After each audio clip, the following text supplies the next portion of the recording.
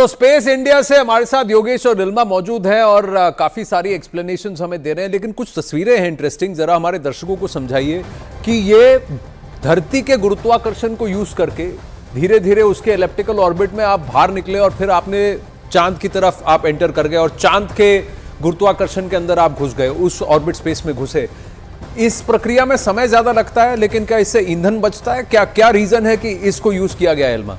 जी बिल्कुल, इससे हमारे ईंधन की बचत होती है। क्या होता है, जब हमारी जो ग्रेविटी होती है, हमारा जो एलिप्टिकल ऑर्बिट होता है, एलिप्टिकल बेसिकली क्या होता है, जो हमारी अर्थ है वो एग्जैक्टली सेंटर में नहीं है। सर्कुलर और एलिप्स में ये डिफरेंस है। अगर हम सेंटर की बात करें, सर्कल में इक्वल डिस्टेंस पे होता है जो ऑर्बिट होता है, और एलिप्टिकल में क्या होता है, डिस्टेंस वेरी करता रहता है, कभी पास होता है, अंडाकार जैसा होता है एग्जैक्टली। तो हम क्या करते हैं, उसको बार बार राउंड देते हैं। कभी वो पेरिजी पे होता है, पास वाली साइड होता है, कभी वो एपोजी पे होता है, दूर वाली साइड। तो हम क्या करते हैं, कभी फ्यूल ऑन ऑफ से, जब वो दूर वाली साइड होगा ऑब्वियसली, तो हम उसको बूस्टर की तरह यूज करेंगे और हम अपना फ्यूल ऑफ कर लेंगे। तो इस वजह से हम अपना ईंधन काफी हद तक इस पर्टिकुलर प्रक्रिया से सेव कर पाते हैं। और पता लगा कि हम घुमा रहे हैं इसको एक तरीके से कि पृथ्वी जो है इस ऑर्बिट, इस पूरे मॉड्यूल को घुमा रही थी और फिर फेंका और फिर वहां चांद की तरफ आपको कैच करना पड़ा। स्टेप वाइज वो धीरे धीरे, ऐसा नहीं होता कि एट वंस उसको इतना ज्यादा फ्यूल एनर्जी चाहिए, इतना ज्यादा फ्यूल और इतना ज्यादा एनर्जी चाहिए कि एट वंस वो ग्रेविटी से बाहर जाए।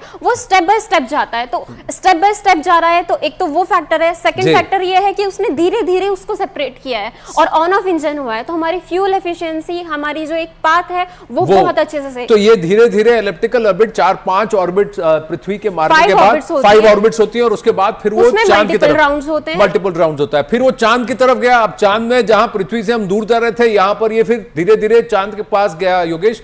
लेकिन इस बार अगर हम देखें तो ये विक्रम लैंडर हॉरिजॉन्टल पोजीशन पे है। इसको हॉरिजॉन्टल से वर्टिकल होना पड़ेगा उन्हीं 15 मिनट में लैंडिंग से पहले, तब ताकि ये टांग तो गिरे तो भी टांगों पर ऐसा वाला होगा।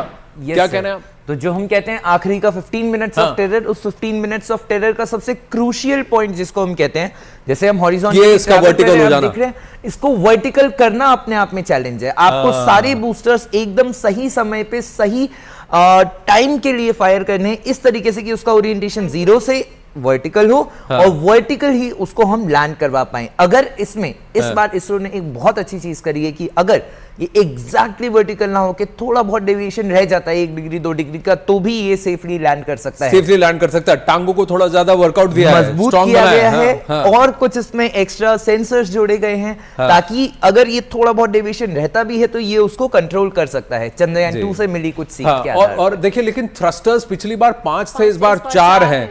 तो वो तो यानी कि आपको लग रहा है कि फायर पावर कम कर दिया है कि फिर उसके डिजाइन में थोड़ा अल्टरेशन? इसके डिजाइन में थोड़ा सा चेंज है। अगर हम कहते हैं थ्रस्टर्स 4 हैं, लेकिन उन 4 की पावर, पिछली बार को 480 न्यूटन का एक थ्रस्टर था, इस बार 700 प्लस न्यूटन का वो पावर तो कम से कम ऑलमोस्ट दुगुना कर दिया, हर थ्रस्टर दुगुना कर दिया गया है। दूसरा, इससे हमें फायदा ये मिलेगा, हमारा कंट्रोल बेटर हो जाता है। जब लैंडिंग होगा उस समय पे ज्यादा धूल ना उड़ के हमारे पास काफी जल्दी से इजीली वो लैंड कर पाएगा। कैसे आप समझेंगे, क्योंकि चांद पर तो हवा नहीं है, तो कितनी धूल उड़ेगी और वहां साउंड भी नहीं है ना, तो कितनी धूल उड़ेगी और थ्रस्टर से कितना वहां पर शेक होगा, इसका कैसे अनुमान लगाया जा सकता है? इन सभी चीजों के लिए सर इसमें सेंसर्स, कैमरा, दोनों चीजें लगाई गई हैं। सेंसर्स के थ्रू हमारे पास ये सेंसर है और थोड़ा वो हवर करेगा ऊपर, हवर करने के बाद हमारे पास कुछ इंफॉर्मेशन भी आएगा, प्लस कुछ कैमरास के थ्रू हमारे पास पिक्चर्स भी आती रहेंगी। और जब तक पूरा डस्ट काम नहीं हो जाता, हम अपने रोवर को बाहर नहीं सेंड करेंगे, बिकॉज पॉसिबिलिटी है अगर धूल बाहर रही तो हमारे रोवर पूरा डस्ट से कवर हो जाएगा। डस्ट से कवर हो गए तो सेंसर काम नहीं करेंगे और फिर वो उसको पहुंचने वाला भी तो कोई नहीं है वहां पर।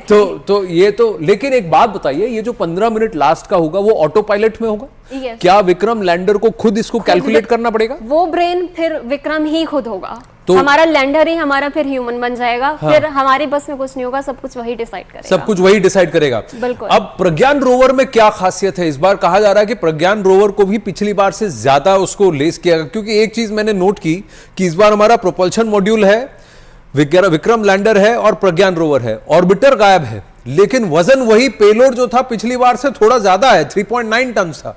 4 टन का पेलोड है, 3.9 टन से, तो वजन ज्यादा क्यों है? तो सर ये एक्स्ट्रा वजन का रीजन है एक्स्ट्रा फ्यूल। एक्स्ट्रा फ्यूल हमारे लैंडर यूनिट को, प्रोपल्जन यूनिट को और रोवर तक को चलाने के लिए इतना एक्स्ट्रा फ्यूल रखना, ताकि अगर हमारे पास कोई भी इमरजेंसी सिचुएशन होता है, हम उस एक्स्ट्रा फ्यूल को यूज करके अपने लैंडर को, जैसे हम कहते हैं हमने एक बैकअप डेट भी चूज किया है, तो आपको अगर फिर से अपने लैंडर को उठाना है, फिर उसको मूव करवाना है 4 दिन, तो उसको कुछ फ्यूल चाहिए। तो वो एक्स्ट्रा फ्यूल रखना, सेंसर्स को एक्स्ट्रा स्ट्रॉन्ग बनाना, एक्स्ट्रा बॉडी वेट ऐड करना, एक्स्ट्रा सेंसर्स और कैमरास ऐड करना। लेकिन पिछली बार के मुकाबले पेलोड्स कम है, यानी कि कंपोनेंट्स जितने हैं वो कम है। इस बार ऑर्बिटर नहीं है, पिछली बार ऑर्बिटर था, इस बार प्रोपल्शन मॉड्यूल है। हाँ, सेम थिंग। Same thing. तो ये बातें हैं। प्रज्ञान रोवर जब लैंड कर, लेकिन उससे पहले ये जो टांगे हैं ना, 4 टांगे, उन 4 टांगों पर लैंड करना सबसे ज्यादा इंपॉर्टेंट हो जाता है। वापस हम योगेश और इल्मा से भी बात करेंगे, लेकिन जरा चलते हैं। सबीना तमंग हमारे साथ बेंगलुरु से। 111 मिशन हो चुके हैं। भारत का ये सिर्फ दूसरा मिशन है। कितनी बड़ी बात यह है कि दूसरी बार में हमको चलने में ही कम से कम 100 बार तो गिरे हैं बचपन में, यहां तो दूसरी बार में आप कह रहे हैं कि भाई पैरों पे खड़े हो जाएंगे। बहुत बड़ी बात है ये, ऐसा इल्मा? जी बिल्कुल। और तो इसमें क्या हमने दूसरों से सीखा है या खुद की अपनी टेक्नोलॉजी ज्यादा लगाई है, अपना दिमाग ज्यादा लगाया? ये वाला बेसिकली तो हमारा मेड इन इंडिया ज़्यादा है, बट ये है कि बैकअप के लिए हमने दूसरों की भी हेल्प ली है, जैसे कि हमारी और स्पेस एजेंसीज हो गई, नासा हो गई, ESA हो गई।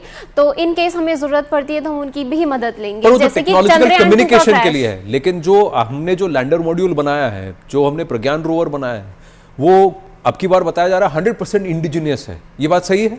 ये बात बिल्कुल सही और जो प्रोग्राम्स जिस तरह से सेट किए हैं, जो कोड्स बनाए हैं, जो हमने एल्गोरिदम सेट किए हैं, वो सब हमारे खुद के हैं। ये सब कुछ हमारा खुद का है सर, पूरी तरह एकदम स्वदेशी मिशन है।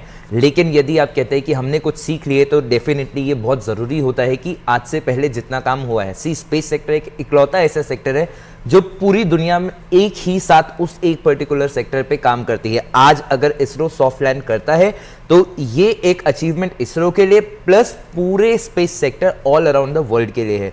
उसके बाद ये टेक्नोलॉजी यहां से बाहर भी जाएगी, लेकिन क्रेडिट इंडिया का होगा। लेकिन एक बात बताओ, कई लोग ये भी पूछते हैं कि लूना 25 फेल क्यों हो गया? रूस तो 55 साल पहले ही चांद पे जा चुका था, तो अब की बार वो कहां गड़बड़ा गए?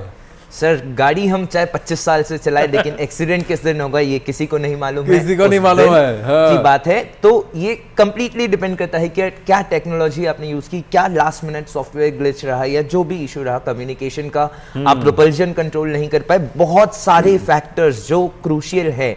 आज के चंद्रयान 3 के लैंडिंग के टाइम पे भी, जो हम बार बार 15 मिनट या आखिरी 17-18 मिनट का जो जिक्र करेंगे, शाम को 5:45 बजे से लगभग हम जो 16 मिनट का जिक्र करने बैठेंगे, हर एक साइंटिस्ट की धड़कन एकदम बहुत ज्यादा होगी जब सारे डिसीजंस रोवर या लैंडर खुद ले रहा हो। और ये एटकिंस बेसिन जिसे कहा जाता है, दक्षिणी ध्रुव और dark side of the moon के चांद का वो हिस्सा जो कि दिखता नहीं है और सूरज के पीछे है, सूरज से छुपा हुआ है, इसीलिए उसको कहा जाता है कि वहां शायद बर्फ ज्यादा मिले। 100 टन से ज्यादा के बर्फ के होने की का अनुमान है। वहां हाइड्रोजन गैस हो सकता है, और जो प्राचीन तौर पे पृथ्वी क्या थी, उसका कोर क्रस्ट मेंटल कैसा था, वो सॉइल शायद हमें वो परत मिल जाए। तो बहुत बड़ी बात है। दीपक बिष्ट हमारे साथ हैं, दीपक बिष्ट से बात करने की कोशिश करते हैं। दीपक बिष्ट, मेरे सामने अखाड़ा का मंच है, न्यूज 18 इंडिया का स्टूडियो है, योगेश और इल्मा हमारे साथ यहाँ खड़े हैं, लेकिन हमारी ग्राफिक्स टीम ने देखिए आपके सामने चांद की सतह खोल दी।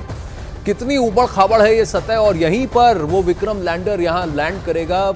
ये जो 15 मिनट हैं ये बहुत इंपॉर्टेंट हो जाते हैं, और लास्ट के 150 मिनट में ये हवर करेगा, लैंड करेगा, फिर ऑन होगा। उसके बाद ये प्रज्ञान रोवर बाहर निकल के आता है, और ये प्रज्ञान रोवर क्या करेगा? विक्रम लैंडर के आसपास ये सैंपल चांद की सतह पर रोम भी करेगा। विक्रम लैंडर उसकी फोटो खींचेगा और प्रज्ञान रोवर विक्रम लैंडर की फोटो खींचेगा कि एक दूसरे की डिस्टेंस क्या दिखता है, क्या सतह है, और इसकी सीस्मिक एक्टिविटी को ये मेजर भी करेगा। और ये रोवर क्षमता रखता है कि काफी दूर तक और उस टेरेन में, ऊपर खबर टेरेन में भी वो उसको नेविगेट करें। इसके 6 पहिए, चारों तरफ इस पे सोलर पैनल्स ऐड किए गए, और ये घूमकर जिस तरह से सैंपल्स लेगा, वापस विक्रम लैंडर के अंदर जाएगा, इन सैंपल्स को वहां रखेगा, और लैंडर इन सिग्नल्स को वापस धरती पर भेजेगा। ये बहुत बड़ी बात है कि एटकिंस बेसिन पे ये हो रहा है। योगेश और इल्मा, जो ये रिक्रिएशन हमने किया है वहां पर, ये कुछ ही मिनटों में होगा। जो 150 मीटर पर हावर है, वो हावर इसलिए है कि मेरे सामने की जगह क्लियर है कि नहीं है, मैं लेफ्ट जाऊं, राइट जाऊं, थोड़ा भी जाऊं, और ये सब फजी लॉजिक है, यानी कि एल्गोरिदम के बेसिस पर विक्रम लैंडर को ये खुद ही कैलकुलेट करना है, और जब भी डस्ट जो सेटल होना है वो भी उसी को अनुमान लगाना है, यानी उसके इर्द गिर्द जितने सेंसर्स हैं वो इसको डिसाइड करेंगे कि बाहर धूल कितनी है और सब सेफ है कि नहीं। तो कितना इसमें एल्गोरिदम और प्रोग्रामिंग करने की जरूरत पड़ी होगी कि ये तो हमारा ह्यूमन ब्रेन ये सोच रहा है, तो ह्यूमन ब्रेन को रेप्लिकेट करने की कोशिश की गई है विक्रम लैंडर के अंदर। जैसे कि हमने बताया पहले भी कि जो हमारा चंद्रयान का 2 का ऑर्बिटर है, अभी भी वो घूम रहा है, उसके इर्द गिर्द मून के इर्द गिर्द ऑर्बिटर में चक्कर लगा रहा है, तो काफी सारी पिक्चर्स वो ऑलरेडी ले चुका है, तो उससे हमें काफी ज्यादा आइडिया है और हम उससे कंपेयर कर सकते हैं। तो जो जब वो ये सारी तस्वीरें तो ऑर्बिटर द्वारा ही भेजी गई है ना, जब वो लैंडिंग के और करीब होगा, हाँ। तो फिर वो लैंडिंग के और करीब डिस्टेंस और कम, ऑलरेडी हमारा जो कैमरा है वो इतनी अच्छी क्लैरिटी वाली पिक्चर ऑलरेडी सेंड कर रहा है। अब सोचिए डिस्टेंस और कम होने से कितनी ज्यादा और क्लैरिटी आ जाएगी, तो हम कितने अच्छे से कंपेयर कर पाएंगे। तो वो कंपैरिजन को फिर वो यूटिलाइज करके फिर अच्छे से डिटेक्ट कर पाएगा कि हमारी अब डस्ट की लेवल कितनी है, शैल आई प्रोसीड, और फिर या फिर यहीं पे रुकना है और मुझे वेट करना है। तो वो कंपैरिजन, वो जो डेटा है, सब कुछ यूटिलाइज होने वाला है। लेकिन चांद पर तो हवा नहीं है, कहते हैं सतह पर उसके वहां पर कोई भी आके दस्तक दे जाता है, खासकर आप मीटियोर शवर्स की बात करें तो उस वक्त क्या ऐसा कुछ हो सकता है? क्योंकि मीटियोर्स को भी क्या प्रेडिक्ट किया जा सकता है, अचानक से कोई शावर हो गया, क्योंकि इतने सारे गड्ढे जो 1 लाख से ज्यादा गड्ढे कहे जाते हैं, ये सब उन मीटियोर्स की वजह से ही हुए हैं योगेश। तो उस वक्त यहाँ एटकिंस बेसिन में कुछ ऐसा होने की संभावना है, या इसका पूर्वाभास या इसके बारे में भी एस्टिमेशन कर लिया गया है? सर बिल्कुल सही बात है, आप किसी भी मीटियोर या स्पेस रॉक के आने का प्रेडिक्शन नहीं कर सकते हैं। हाँ, मीटियोर शावर का प्रेडिक्शन आप कर सकते हैं कि क्या हजारों मीटियोर एक साथ आएंगे, नहीं। सो इसके लिए आप एक चीज देखें, जो एरिया चुना गया है प्लस एरिया के अलावा जहां पे हमारा लैंडर है, हमारा लैंडर काफी एक अच्छा खासा उसका हाइट विड्थ है। जो मीटियोर्स आपके आते हैं उनका साइज बहुत छोटा होता है, तो बहुत ज्यादा नुकसान नहीं, लेकिन डेफिनेटली कुछ नुकसान पहुंचाने की क्षमता रखते हैं। और मैं मानता हूं कि क्या बात कर भाई, बुलेट भी तो छोटा होता है, जिस स्पीड से आती हो तो छेद करके चली जाती है, तो अगर छोटा सा भी पत्थर आया और जिस गति से वो आएगा, पॉइंट वहां है कि स्पीड तो उसमें तो मीटियोर में तो थ्रस्टर नहीं है ना, वो गड्ढे इसीलिए होते हैं क्योंकि वो इंपैक्ट इतना तेज होता है। तो वो क्या उस सिचुएशन को भी भांप लिया गया है? इस सिचुएशन को भांपने के लिए आपको बाहरी स्ट्रक्चर आपका लैंडर का बहुत ज्यादा डिपेंड करता है। तो बाहरी स्ट्रक्चर डेफिनेटली इसरो ने ये सोच समझ के बनाया है कि इस चीज की पॉसिबिलिटी भी कुछ हो सकती है। यानी अगर आप मान ले कि 2 मीटर प्रति सेकंड की अगर बात करें तो 3600 सेकंड हुए 1 घंटे में, अगर आप कैलकुलेट करें तो 7200 मीटर्स पर आवर की स्पीड होगी। हाँ। जिसको कि 7.5 किलोमीटर प्रति घंटा की स्पीड होती है। yes. तो उस स्पीड से अगर वो लैंड कर रहा है तो 7.5 किलोमीटर्स अगर धरती पर कोई स्पीड पे लैंड करेगा तो उसकी तो टांगे वांगे सब टूट जाएंगी। वो छोटी स्पीड नहीं है, कम स्पीड नहीं है। तो लेकिन ये कहा जा रहा है कि वो 3 मीटर प्रति घंटा की स्पीड पर सेकंड की स्पीड को भी वो विथस्टैंड कर सकता है जी। तो ये धरती से लेकर चांद पर क्या फर्क पड़ता है। और दूसरी बात यह है कि यहां पर अगर मैं जंप मारूंगा तो शायद 1-2 इंच ऊपर उठूंगा, जोर से जंप मारूंगा तो 4 इंच ऊपर उठूंगा, लेकिन यही जंप मैं चांद पे मारूंगा तो 6 फुट उठ जाऊंगा। तो अगर लैंडर विक्रम धम से नीचे गिरता है तो ये वापस उठ के बाउंस भी तो हो सकता है। तो सर इसको इस चीज से समझते हैं कि चांद पे जो गुरुत्वाकर्षण है वो आपका 1/6 है धरती से। तो यानी अगर यहाँ मेरा वजन 80 किलो है तो 1/6, तो वहां कितना हल्का हो जाऊंगा चांद पर। जी बिल्कुल सही बात है सर। सो इसी वजह से जो लैंडर को जो नीचे फोर्स फील होगा ग्रेविटी का वो थोड़ा सा कम होगा। तो जिस स्पीड की हम बात करते हैं 2 मीटर पर सेकेंड धरती के रिस्पेक्ट में बहुत ज्यादा है, लेकिन अगर आप सेम वेट 1700 किलोग्राम के उसी वेट को आप जब चांद पे 1/6 ग्रेविटी पे आप गिराएंगे तो वो इम्पैक्ट थोड़ा कम होगा। और डेफिनेटली सेकेंड पॉइंट, जब बाउंस बैक होने की बात है तो उसका वेट अपने आप में इतना ज्यादा है वो बाउंस बैक नहीं होगा ये कहते हैं हम। और we have thrusters, जो थ्रस्टर्स हैं, जो पूरा कंट्रोल कर देंगे उसको, इतना कम थ्रस्टर्स उस बाउंस को वापस कंट्रोल करेंगे। तो ऐसा नहीं है कि भाई एक क्रेजी बॉल जैसा होता है कि जैसे टॉप करके निकल गया, ऐसा तो नहीं होगा कि विक्रम लैंडर वहां लैंड करे और फिर बाउंस कर जाए। इस बात को भी किसी ने सोची होगी, अगर हम सोच सकते तो वैज्ञानिकों ने तो सोची होगी। Definitely sir. तो इसको भी किया जाएगा। दूसरी बात, ये प्रज्ञान रोवर जो अंडुलेटिंग सरफेस है इसको नेविगेट कर सकता है, इसके बारे में इसकी बात हुई है? जी सर इसमें एक बहुत स्पेशल टाइप का टायर अरेंजमेंट लगाया गया है। ये टायर अरेंजमेंट पहले भी जो रोवर्स जैसे मार्स पे गए उनमें भी यूज होता है, रॉकर बोगी अरेंजमेंट हम इसको कहते हैं। तो अगर आप ध्यान से देखेंगे प्रज्ञान रोवर के साइड में जैसे आप देख पाएंगे स्क्रीन पे, वहां पे 6 पहिए हैं कुल, एंड बीच में आप देखेंगे एक ऐसा वी शेप है, तो उस कॉर्नर से वो तीनों एंगल से या आप मानिए ये जो वी शेप है तो इसका डिजाइन थोड़ा अलग हो जाता है, डेविएशन होता भी है। तो ये डिजाइन नॉर्मल कार से काफी डिफरेंट है, रॉकर बोगी अरेंजमेंट इसको कहते हैं। और जरा इधर आइए, ये जरा स्क्रीन पे ये आप वहीं रुकिए। हाँ, तो ये जो अरेंजमेंट आप कह रहे हैं, ये जो वी अरेंजमेंट है जी सर, इसी को रॉकर बोगी अरेंजमेंट कहा जाता है। Yes sir. अच्छा, हाँ, तो ये देखिए ये अगर ऊपर जाता भी है तो खुद को ये एडजस्ट करने की क्षमता रखता है। तो ये जो आप देख रहे हैं, ये वी शेप देख रहे हैं, इसी को ये कह रहे हैं ये 6 पहियों का रॉकर बोगी अरेंजमेंट है। हमारी गाड़ियों में जो है वो एक्सल सीधा होता है, रेल की पटरी में भी सीधा होता है तो सीधे चलती है। आपने ये किया है ताकि वो ऊपर नीचे काउंटर बैलेंस कर सके। अगर मेरा एक व्हील थोड़ा सा इम्बैलेंस हो रहा है तो उसके काउंटर में मेरे पास दूसरा व्हील प्रेजेंट है, तो इसलिए अगर 6 व्हील्स हैं तो जरूरी नहीं एट अ टाइम मुझे 6 व्हील्स का ही यूज करना पड़े। तो 2 पे भी चल सकता है, 3 पे भी चल सकता है, 4 पे भी चल सकता है और एडजस्ट कर लेगा। देखिए ये सब सोचा गया है और ये सब रिमोट में चल रहा है। रिमोट में सबसे बड़ी बात है, ये रिमोट में चल रहा है। चंद्रयान की उल्टी गिनती चल रही है। योगेश हमारे साथ हैं, इल्मा हमारे साथ हैं, जसप्रीत भी हमारे साथ है। जसप्रीत, आपको कितना बेसब्री से इंतजार है चंद्रयान 3 की और विक्रम लैंडर की सॉफ्ट लैंडिंग का? बिल्कुल आनंद, बेसब्री से इंतजार है। इसी वजह से जब चांद पर आपको बता दें कि सॉफ्ट लैंडिंग होने वाली है। और इस वक्त हमारे साथ हमारे 2 खास मेहमान जुड़े हुए हैं जिनसे लगातार हम ये समझ रहे हैं कि आखिर ये प्रक्रिया पूरी कैसे होगी, इस प्रक्रिया के बाद क्या होगा। आशीष हमारे साथ है और इल्मा हमारे साथ है। उनसे एक बार फिर हम समझने की कोशिश करते हैं। आशीष, 2 घंटे का वक्त अब रह गया है, धड़कनें बिल्कुल तेज हैं, लेकिन जैसा कि हम बार बार कह रहे हैं और इसरो की चीफ ने भी ये बात साझा की है कि फेलियर बेस्ड ये मॉडल है, यानी हमने अपनी गलतियों से सबक लिया है। चंद्रयान 2 के समय जो गलतियां हुई थी उससे सबक लिया है, और ऐसे में जब इंसान अपनी गलतियों से सीखता है तो उसके सक्सेस की जो उम्मीद होती है वो ज्यादा बढ़ जाती है। बिल्कुल, हम ये कह सकते हैं कि हम अपनी गलतियों से ही सीख के आगे बढ़ सकते हैं। जैसे कि आप जानते हैं चंद्रयान 2 एक ग्लिच आने की वजह से, नेटवर्क ग्लिच आने की वजह से फेल मिशन के अंदर चला गया था, मगर उस गलतियों को ना दोहराते हुए हम अब जा रहे हैं चंद्रयान 3 की तरफ। अब चंद्रयान 3 के लिए हम 99% श्योर हैं, 1% चांस हो सकता है, बट 99% हम श्योर हैं ये mission going to be success for us. And ये हमें नई उपलब्धियां, नए रिसर्च और नई चीज़ों की तरफ लेके जाएगा ताकि हम आने वाले स्पेस मिशन, फ्यूचर मिशन को देख सकें, अच्छा कर सकें। इल्मा, आपसे मैं ये समझना चाहूंगी और मैं चाहूंगी कि आप दर्शकों को भी समझाएं। जिस तरीके की लैंडिंग होती है, जो लैंडर हमारा है उसमें व्हील्स नहीं होते हैं, उसमें लेग्स होते हैं, तो ये लैंडिंग क्योंकि चांद की सतह बहुत उबड़ खबड़ है, ऐसे में इस स्लिट्स के सहारे, लेग के सहारे वहां पर लैंडिंग सक्सेसफुल कैसे हो, इसके लिए किस तरह की तैयारियां इस बार की गई हैं? हमने ये इंश्योर किया है कि जो हमारी जो लैंडर की जो लेग्स हैं वो इतनी ज़्यादा मजबूत है, तो इन केस कोई जर्क भी उसको फील हो तो उसको झेल पाएगी। तो बेसिकली जो लाइक लास्ट टाइम हमारा लैंडर था वो स्पीड की वजह से थोड़ा सा क्रैश कर गया था, बिकॉज ओवर स्पीडिंग थी। बिकॉज हमारी जो स्टार्टिंग स्पीड होती है वो thousands of kilometre per hour से लेके हमें पहुंचना होता है 2 मीटर पर सेकेंड। आप देख रहे हैं कितना ज़्यादा हमें डिसेंट इन स्पीड चाहिए, तो अचानक से उतना कम स्पीड ऑब्टेन करना पॉसिबल नहीं होता है, तो वो हम स्टेजेस में करते हैं धीरे धीरे, और फाइनली जब हम लैंड करने वाले होते हैं तब भी हम इंश्योर करते हैं कि हाँ हम सेफली लैंड करें।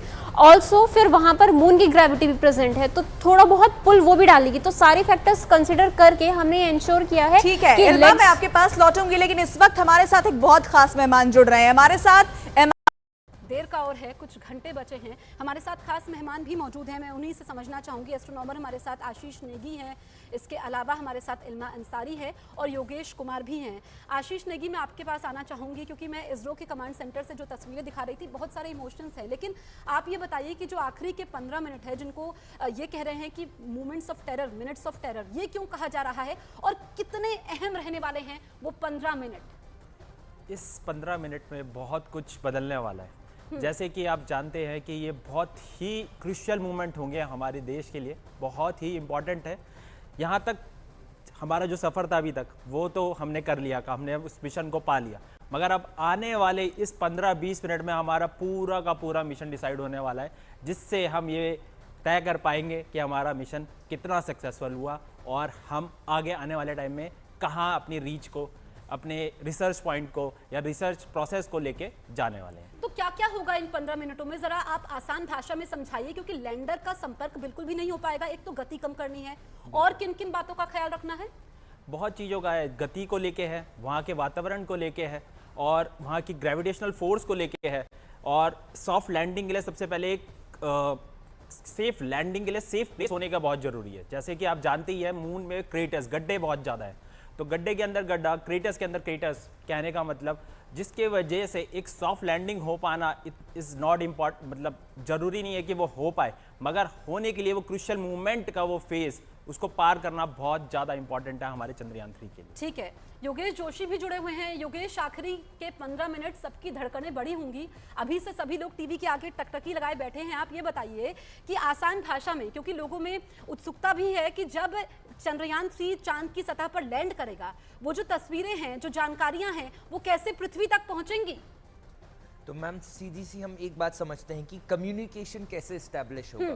तो लैंडर का जो कम्युनिकेशन है वो दो तरीके से एस्टैब्लिश है। एक main Indian deep space network से IDSN सेंटर जिसको हम कह रहे हैं, दूसरा अगर इन केस वो फेल होता है then we have a contingency link, जो हमारा ऑर्बिटर चंद्रयान 2 के समय गया था उसके थ्रू भी हमारे पास सिग्नल आ सकता है। तो चांद पे जो भी रिसर्च लैंडर करेगा, जो भी रिसर्च रोवर करेगा, वो सभी चीज़ें लैंडर के पास पहले होंगी। लैंडर के बाद वहाँ से वो सभी डेटा एंटीनास के थ्रू यहाँ पे IDSN नेटवर्क पे आएगा। ठीक है योगेश, क्योंकि जो चंद्रयान 2 मिशन था, जो आखिरी वक्त में गलतियां रही थी, उन खामियों को दूर किया गया है, दुरुस्त किया गया है, तो उसको हम किस तरीके से देख रहे हैं? मैम, चंद्रयान 2 को गलती ना बोल के सीख बोला जाए ज़्यादा ठीक होगा, क्योंकि चंद्रयान 2 के बेसिस पे ही हमने चंद्रयान 3 को रखा है। जो हमारा एक मिशन, जो रोवर को वहाँ पे सेफली उतारना, सॉफ्ट लैंडिंग अचीव करना बाकी रह गया था, उसके लिए चंद्रयान 3 मिशन बना है। तो इस बारी हम देखें काफ़ी कुछ इसरो ने प्रोटेक्टिव स्टेप्स लिए हैं, जैसे हम कहते हैं एक्स्ट्रा फ्यूल। पहली चीज़, लैंडर के जो लेग्स हैं उसको ज़्यादा स्ट्रॉन्ग बनाया गया है। दूसरी चीज़, हैजर्ड अवॉइडेंस के लिए एक कैमरा की जगह 2 कैमरा। तीसरी चीज़, देन उसमें स्पेशल सेंसर्स होना जो उसके हॉरिजॉन्टल वेलोसिटी और वर्टिकल वेलोसिटी दोनों को कनेक्ट कर पाए। चौथी चीज़, देन एक बैकअप डेट होना कि आज अगर लैंडिंग नहीं होती है तो हमारे पास एक और बैकअप डेट है जिस पे हम लैंडिंग सक्सेसफुल करवा सकते हैं। देन अच्छे कैमरास, अच्छे इमेजेस होना, AI टेक्नोलॉजी का यूज होना, ऐसी बहुत सारी चीजें हैं जो चंद्रयान 3 को तो देखिए सारा बैकअप तैयार किया गया है, लेकिन हम उम्मीद कर रहे हैं और जैसा कि प्रार्थनाएं हो रही हैं कि आज ही लैंडिंग हो, सफल लैंडिंग हो। और 6:04 का वो वक्त होगा जब भारत ये कारनामा करने वाला साउथ पोल पर पहला देश दुनिया का बनेगा। मेरे तमाम सहयोगी भी मेरे साथ मौजूद हैं इस वक्त। प्रियंका है, इसके अलावा अमित है। प्रियंका, आप कहां पर मौजूद हैं? क्या तस्वीरें हमें दिखाने वाली हैं? आदि हैं, ये सबसे महत्वपूर्ण बात की है। उम्मीदें हैं सपना साकार होगा और हमारे साथ विशेषज्ञों का खास पैनल भी मौजूद है। अलमा, मैं आपके पास आती हूँ। उस वक्त जब मैं बात कर रही थी, बात अधूरी रह गई थी कि जब चंद्रयान 3 चांद की सतह पर लैंड करेगा, इसके मायने क्या होंगे? इसके मायने मैं कम, आप वीडियो में ज़्यादा देख सकती हैं। जो एक्साइटमेंट है जो हमारे यंगस्टर्स के बीच में, स्कूल गोइंग किड्स के बीच में, बाकी जो इंडियन सिटीजन्स हैं उनके बीच में, जो एक अलग लेवल का एक्साइटमेंट है अभी लैंड करने से पहले। सोचिए लैंड करने के बाद वो उनकी जो एक कॉन्फिडेंस है उसको कहाँ ले जाएगा। फर्दर अगर हम देखें अपने फ्यूचर को लेके, फ्यूचर एस्पेक्ट को लेके, तो हमें कितने सारे एक्सपेरिमेंट करने के एक मौके मिलेंगे। एक हमें इंडिया में अपनी छाप छोड़ने का मौका मिलेगा। और मैं बाकी लोगों को भी मोटिवेट करना चाहूँगी कि देखिए चंद्रयान 3 मिशन जा रहा है, आप भी इस मिशन के पार्ट हो सकते हैं। आप भी एस्ट्रोनॉमी में थोड़ा सा अपनी पढ़ाई को जारी रखिए। जैसे कि हर कोई डॉक्टर, साइंटिस्ट बनना चाहता है और इंजीनियर बनना चाहता है आज के दौर में, तो आप स्पेस में भी कंट्रीब्यूशन कर सकते हैं। आप भी हिस्सा हो सकते हैं फ्यूचर मिशंस का, और वो आपको अलग लेवल पे ले जाएगा। तो जो बच्चे हैं, जो भविष्य है, युवा पीढ़ी है, जो टीवी पर देख रही है, जिनसे हमारे तमाम सहयोगियों ने बातचीत की है, जो इस वक्त उत्सुक हैं, आशावादी है, यानी कि जो चंद्रयान 2 मिशन था उससे हमने सीख ली है और खामियों को दूर किया है। मैं आपके पास आती हूं आशीष नेगी, आपसे यह समझना चाहूंगी कि जो कम्युनिकेशन है वो कैसे स्थापित होगा और इससे पहले जो मिशन रहे हैं साउथ पोल पर खासकर, उसमें क्या क्या तकनीकी खामियां रही हैं और साउथ पोल के बारे में क्योंकि बहुत कम जानकारियां सामने आई हैं। जैसे कि आप जानते ही हैं, ये हमारा तीसरा मिशन है चंद्रयान 3। चंद्रयान 2 में भी हमारे ऑर्बिटर, लैंडर और रोवर गए थे। तो ऑर्बिटर का काम आपको पता ही है, वो ऑर्बिट अराउंड द मून जो रिवॉल्व कर रहा है, जो एक कम्युनिकेशन, एक तरह से एक मीडियम है कम्युनिकेशन प्रोवाइड करने का हमारे लैंडर से और हमारे अर्थ तक। तो ये एक कनेक्शन बना रहा है, मैसेज, ये कनेक्शन बना रहा है, एक कन्वर्सेशन पॉइंट बना रहा है ऑर्बिटर, जिससे हमारा जो ऑर्बिटर है कनेक्ट कर रहा है हमारे लैंडर को, जो मून पे लैंड करने वाला है आज शाम 6:04 पे जो लैंड करेगा, बिल्कुल सक्सेसफुली लैंड करेगा। हमारे हिसाब से तो बिल्कुल करना चाहिए जी। और उसके बाद ये लैंड के बाद जो रिसर्च पॉइंट होंगे, जो भी कम्युनिकेशन होगा, ये थ्रू ऑर्बिटर ही होगा हमारे अर्थ तक। हमारे इसरो के जो साइंटिस्ट हैं, जो रिसर्चर हैं, वहां तक ये कम्युनिकेशन ऑर्बिटर के थ्रू ही पहुंचने वाला है। चंद्रमा की